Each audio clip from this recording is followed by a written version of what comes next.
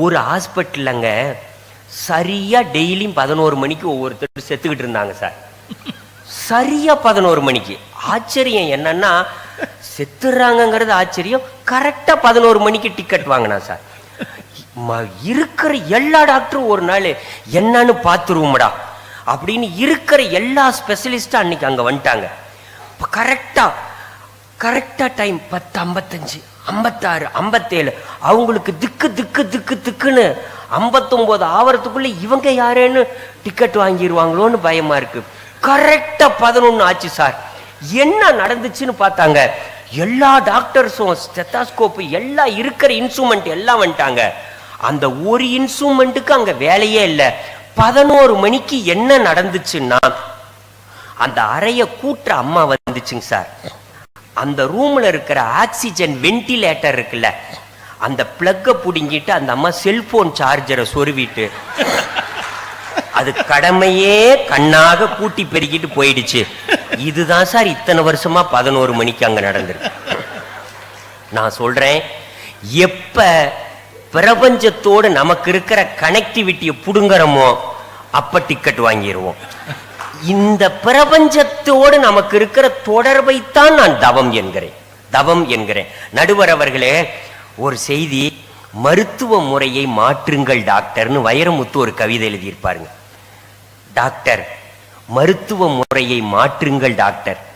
வாயை திற என்பீர்கள், வயிறே தெரியும்படி வாய் திறப்போம். நாக்கை நீட்டு என்பீர்கள், கல்கத்தா காளி போல நாக்கை நீட்டுவோம். முதுகு திருப்பி மூச்சு இழு என்பீர்கள், அப்போதுதான் உண்மையாகவே சுவாசிப்போம். பயப்படாதீர்கள் என்று அருள்வாக்கு சொல்வீர்கள். வாசிக்கவே முடியாத மொழியில் வாய்க்குள் நுழையாத வார்த்தையை கிறுக்கி காகிதம் கிழிப்பீர். பயப்படாதீர்கள் என்று அருள்வாக்கு சொல்வீர்கள். போதாது டாக்டர், இது எங்களுக்கு போதாது. நோயாளி ஒரு பாமரன், சொல்லிக் கொடுங்கள். நோயாளி ஒரு மாணவன், கற்றுக் கொடுங்கள். வாயில் மூச்சு வாங்காதே, காற்றை வடிகட்டும் வசதி வாயில் இல்லை, மூக்கில்தான் இருக்கிறது என்று சொல்லுங்கள் டாக்டர். மூச்சு வாங்குவதில் கூட ஒரு சூத்திரம் உண்டு. சுவாசிக்கும் சுத்தக்காற்று நுரையீரலின் தரை தொட வேண்டும். ஆனால் உள்வாங்குகிற ஒவ்வொரு மூச்சும் நுரையீரலின் தலை கூட தொடவில்லையே. சாராயம் என்கிற திரவ நெருப்பு கல்லீரலை கருக்கிவிடும். கல்லீரல் என்பது கழுதை மாதிரி, பாரம் சுமக்கும், ஆனால் படுத்தால் எழுந்திருக்காது. பயமுறுத்துங்கள் டாக்டர். ஒரு கால் வீக்கமா, உடனே கவனி, யானைக்கால் நோயின் அறிகுறியாக இருக்கலாம். இருகால் வீக்கமா, இப்போதே கவனி, சிறுநீரகத்தில் சிக்கல் இருக்கலாம்.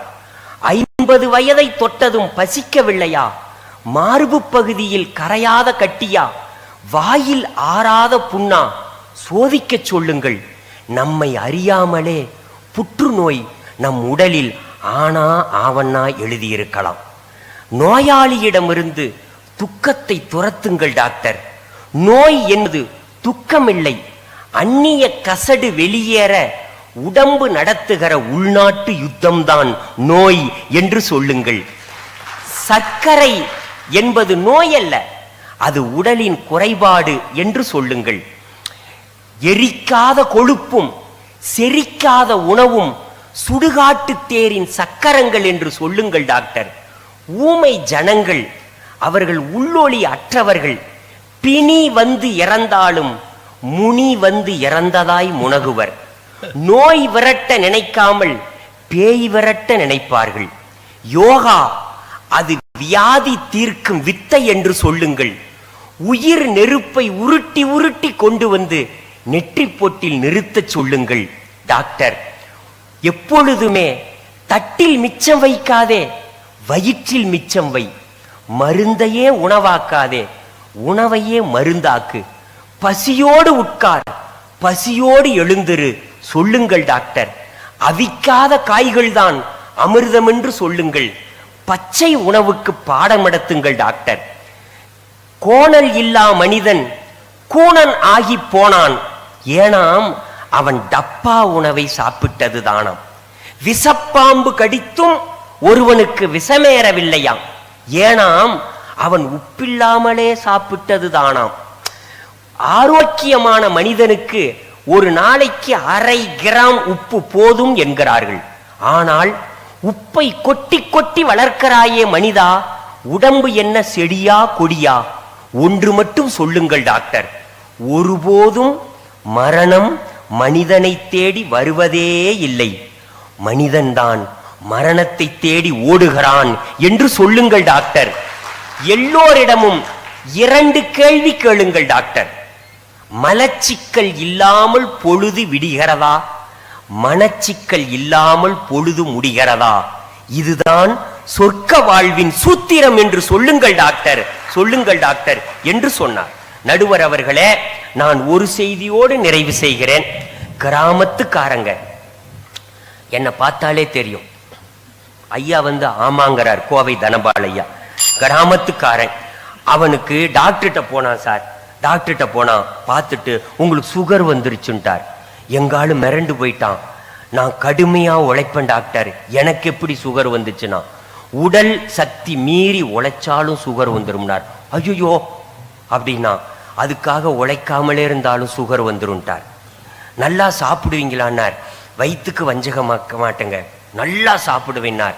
அளவுக்கு அதிகமா சாப்பிட்டாலும் சுகர் வந்துரும்ட்டார். டாக்டர் அப்படின்னா, அதுக்காக பட்டினி கிடந்தாலும் சுகர் வந்துரும்ட்டார்.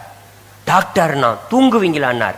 மல்லாந்தடிச்சு தூங்குவோம் டாக்டர், என் குரட்ட சத்தத்துல எங்க தெருவுலயே ஒருத்தரும் தூங்க முடியாதுன்னா. சாப்பிட்டு சாப்பிட்டு தூங்குனீங்கனாலும் சுகர் வந்துரும்னார். அப்பனா டாக்டர்னா தூங்காமலே இருந்தாலும் சுகர் வந்துரும்ட்டார். அவனால பொறுக்க முடியல, எந்திரிச்சிட்டான். சார் என்ன சொல்றீங்க? சாப்பிட்டா வருங்கிறீங்க, பட்டினி கிடந்தா வருங்கிறீங்க, தூங்குனா வருங்கிறீங்க, தூங்கலைனா வருங்கிறீங்க, இப்ப என்னதான் சார் சொல்றீங்கன்னா, இந்த மாதிரி டென்ஷன் ஆனாலும் சுகர் வந்துரும்ட்டார். அவன் கீழே உக்காந்து, அட கடவுளே அப்படின்னா, இந்த மாதிரி கவலைப்பட்டாலும் சுகர் வந்துரும்ட்டார்.